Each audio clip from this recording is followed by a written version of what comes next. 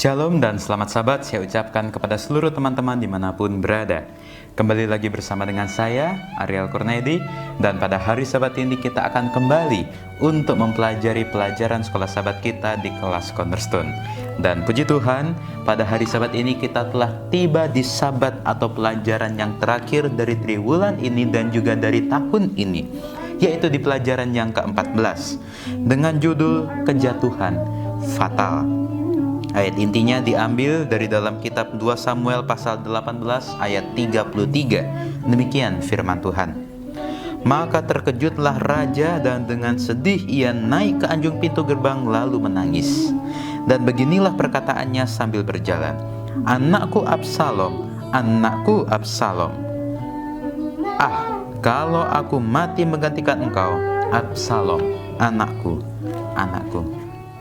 Teman-teman, pada hari Sabat ini kita mempelajari sebuah kisah dari suatu keluarga, yaitu keluarga raja, yaitu Raja Daud.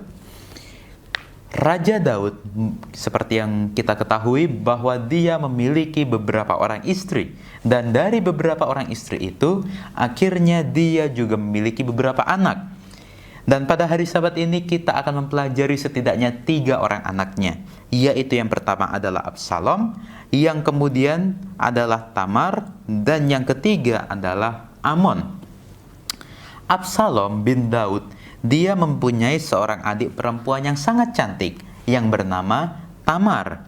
Dan Amnon bin Daud jatuh cinta kepadanya.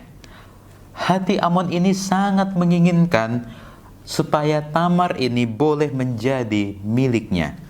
Sehingga pada saat itu Amnon ini sangat tergoda terhadap Tamar. Ia jatuh sakit karena Tamar saudaranya itu. Dan Tamar ini dia mempunyai perawakan yang sangat baik. Dia seorang wanita yang sangat cantik. Dan menurut anggapan Amnon, mustahil untuk melakukan sesuatu terhadap Tamar. Teman-teman, Amnon ini mempunyai seorang sahabat yang bernama Yonadab. Dan ketika Yonadab ini bertemu dengan Amnon, dia melihat bahwa Amnon ini seperti ada yang tidak beres terhadapnya. Oleh karena dia terlihat sangat tidak baik keadaannya. Sehingga berkatalah sahabatnya ini kepada Amnon, "Hai anak raja, mengapa engkau demikian merana setiap pagi?" Dan akhirnya Amnon ini bercerita bahwa dia menyukai adiknya, yaitu Tamar, adik perempuan Absalom saudaraku itu. Sehingga Yonadab mempunyai suatu ide agar Amnon boleh untuk mendekati Tamar. Yonadab berkata, "Berbaringlah di tempat tidurmu, pura-puralah sakit dan mintalah makan. Tetapi minta makannya ini hanya boleh dilakukan terhadap Tamar. Hanya Tamar yang boleh membawakan makan kepada Amnon." Dan ketika Amnon sudah melihat Tamar, maka Amnon boleh untuk mendekati Tamar. Dan betul, Amnon melakukan apa yang disarankan terhadap dari Yonadab. Amnon terbaring dan berpura-pura sakit. Kemudian Tamar dia membawakan makanan kepada Amnon. Dan ketika Tamar sudah membawakan makanan kepada Amnon, maka Amnon mulai menggoda Tamar dengan berkata, "Marilah tidur dengan aku, adikku." Tetapi sebagai seorang wanita yang masih perawan, yang masih belum pernah tidur bersama dengan laki-laki, Tamar ini merasa takut. Sehingga gadis itu berkata kepadanya, "Tidak kakakku, jangan perkosa aku. Kemanakah ku bawa kecemaranku?" Tetapi Amnon tidak mau tahu dengan perkataan Tamar. Dia memaksa untuk berhubungan dengan Tamar. Sehingga oleh karena badannya ini lebih besar daripada Tamar, kekuatannya lebih besar daripada Tamar, maka diperkosanyalah dia, lalu tidur dengan dia. Amnon boleh berhasil tidur berhubungan badan bersama dengan Tamar. Tetapi anehnya, setelah keinginan dari Amnon ini terlaksana, Setelah Amnon ini boleh bersama-sama dengan Tamar, tidur bersama-sama, berhubungan badan dengan Tamar, maka timbullah kebencian di dalam hati Amnon. Bahkan kebenciannya itu lebih besar daripada rasa cinta yang sebelumnya dirasakan oleh Amnon kepada Tamar. Lalu Tamar tinggal di rumah Absalom, kakaknya itu seorang diri. Dan sesudah lewat 2 tahun, lalu Absalom memerintahkan orang-orangnya, "Paranglah Amnon, maka haruslah kamu membunuh dia."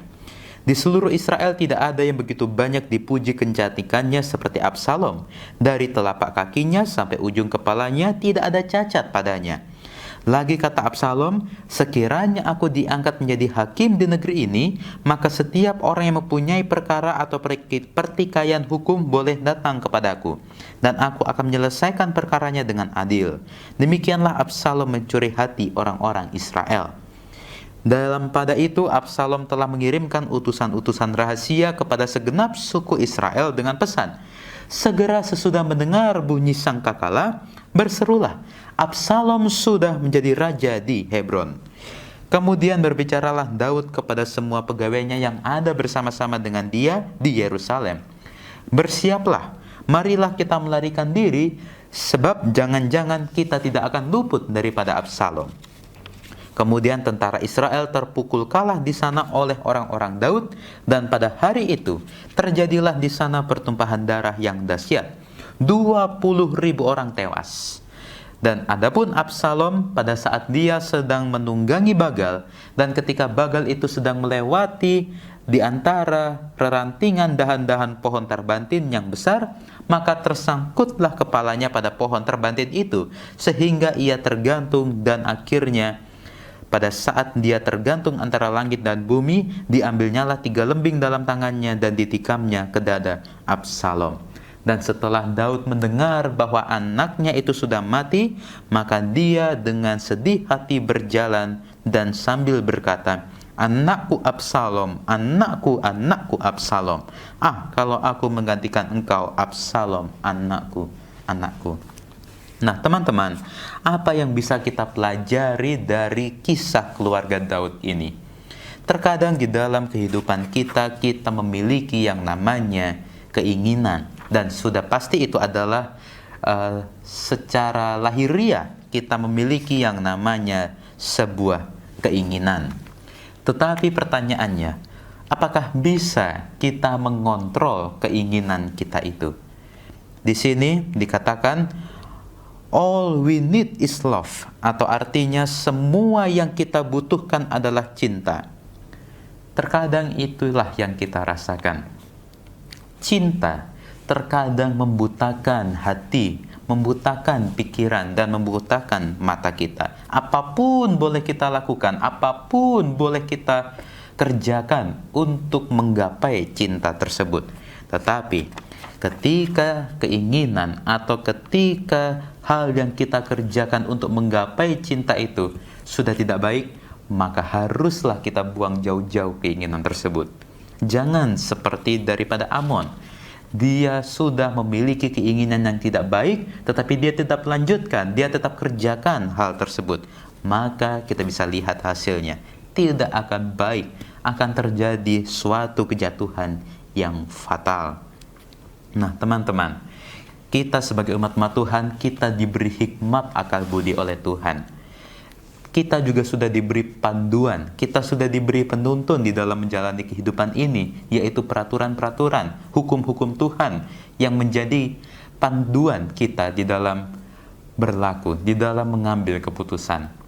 Dan apabila kita memiliki keinginan, kita harus bawa itu kepada hukum Tuhan. Kita harus bawa itu kepada perintah Tuhan. Apakah keinginan saya ini baik atau tidak? Apakah keinginan saya ini sesuai dengan perintah Tuhan atau tidak? Kalau itu sudah tidak sesuai, kalau itu sudah bertentangan dengan perintah Tuhan, maka buanglah itu jauh-jauh. Oleh karena apa? Oleh karena kita akan menerima akibatnya. Bahkan mungkin akibat itu akan fatal di dalam kehidupan kita. Oleh karena itu teman-teman, ketika kita menjalani kehidupan ini, baiklah kita selalu berjalan menurut hukum Tuhan, menurut ketetapan Tuhan. Sehingga apapun yang kita pikirkan, apapun yang kita rindukan, apapun yang kita inginkan, bahkan mengenai cinta sekalipun, apabila kita selalu mengacu pada firman Tuhan, maka hal-hal yang kita lakukan, keputusan-keputusan yang kita pilih, maka itu akan sesuai dengan perintah Tuhan dan yang terbaik di dalam kehidupan kita. Inilah video pelajaran sekolah sahabat kita pada hari Sabat ini. Kalau teman-teman menyukainya, silakan untuk di-like videonya, dan yang belum subscribe, saya ingatkan untuk di-subscribe, dan jangan lupa untuk dinyalakan tombol loncengnya supaya teman-teman boleh mendapatkan notifikasi pemberitahuan apabila ada video terbaru. Sampai jumpa di video selanjutnya. Tuhan memberkati.